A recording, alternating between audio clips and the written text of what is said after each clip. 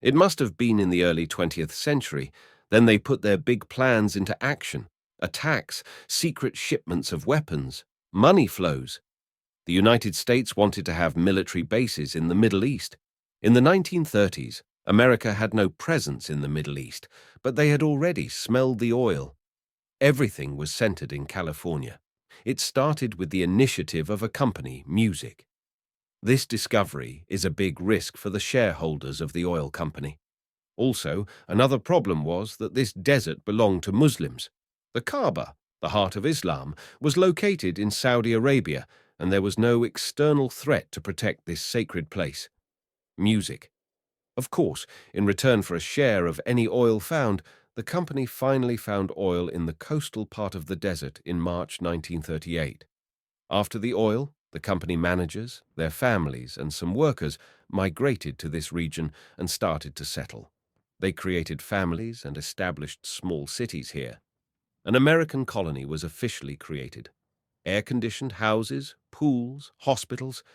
It was done, everything was going great. Then American officials went to King Abdulaziz bin Abdurrahman and said, "We are extracting oil successfully.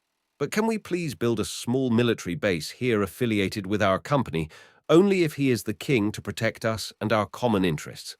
He said, "Why not? Just fly the American flag on you. Don't use it. It's enough." The agreement was more or less like this, and America had already built its first military base in Saudi Arabia and landed its planes. You wonder why the Arab king allowed this, right? For this, we need to go back a little in time. This person who walked in front is the Arab King Faisal against the Ottomans. One of the leaders of the Arab revolts was Lawrence, a British officer, known by everyone as Lawrence of Arabia.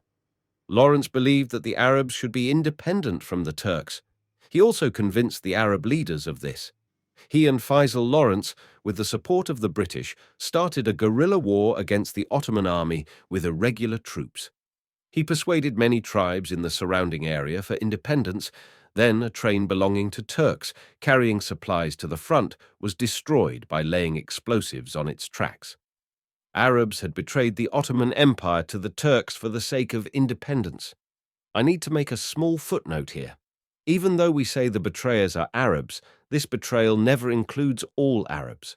Those among them were deceived Arabs, especially their kings. There were also many Arabs who opposed this rebellion.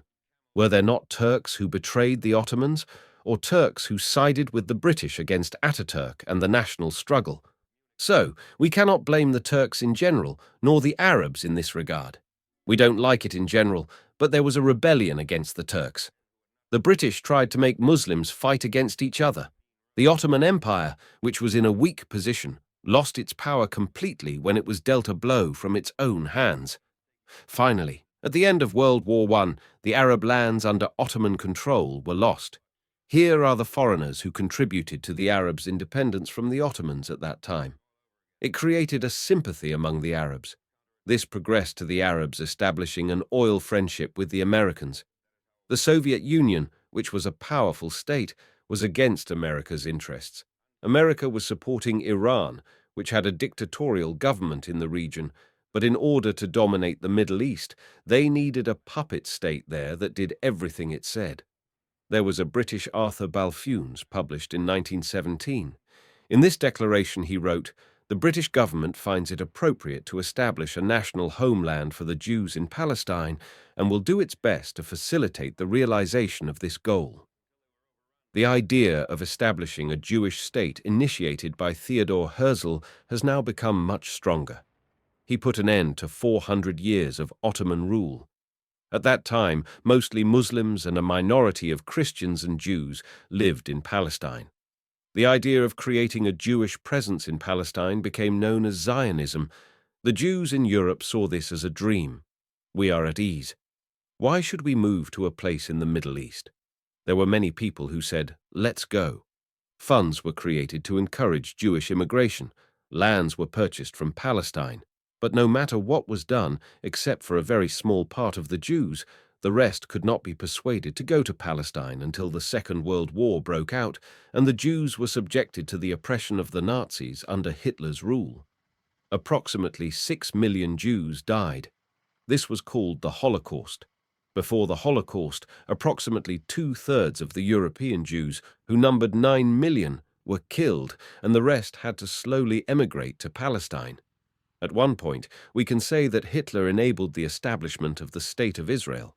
We can even say that it took 10 years to establish a state.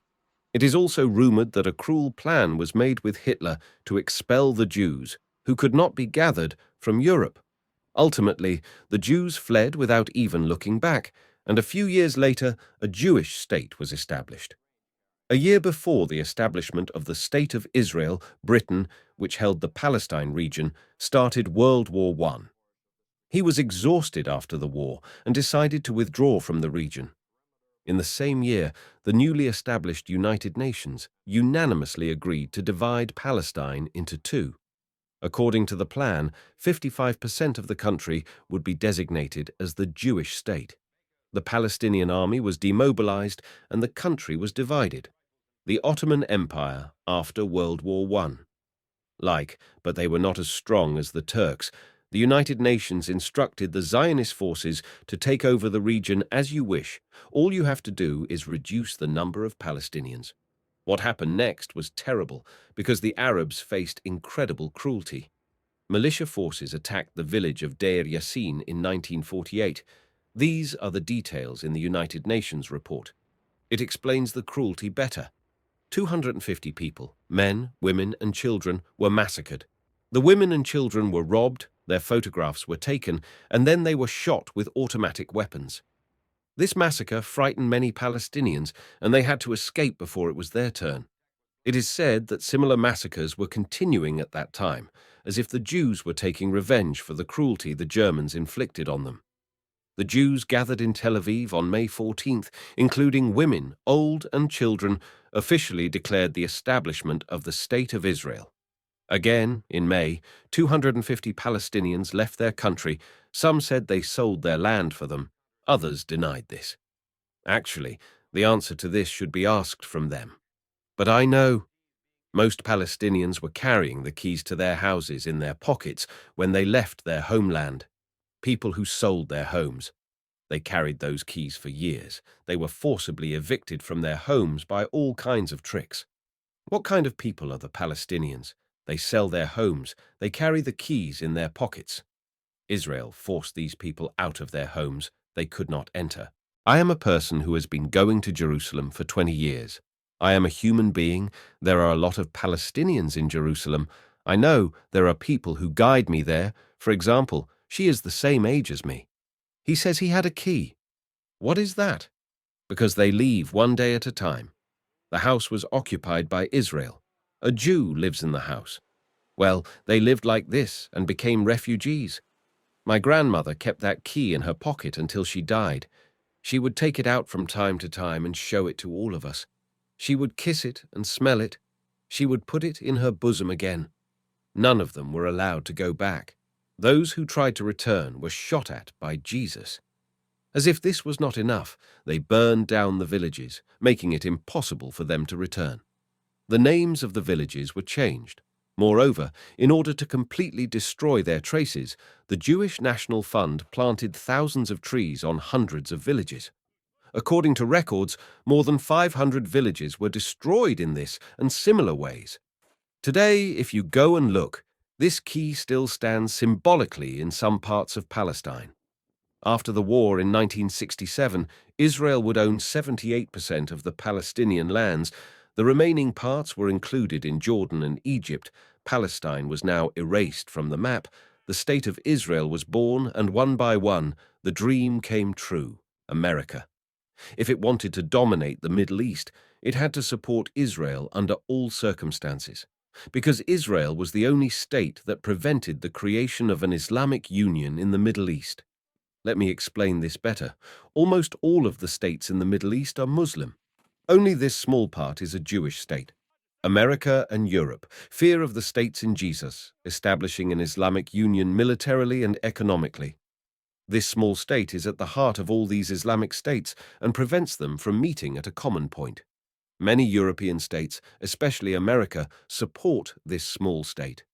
Thanks to the Arab king, he built dozens of bases thousands of kilometers away. For example, now the USA can bring warships to our near shores using the Palestine-Israeli war as an excuse. America had to establish a state of Israel. Israel is a puppet state, created to protect America's interests in the region. But one day, when the earth is covered by fire, this fire will spread to America, because there are such things in Israel's belief system that I will explain in the next video, and be sure to turn on. Very amazed.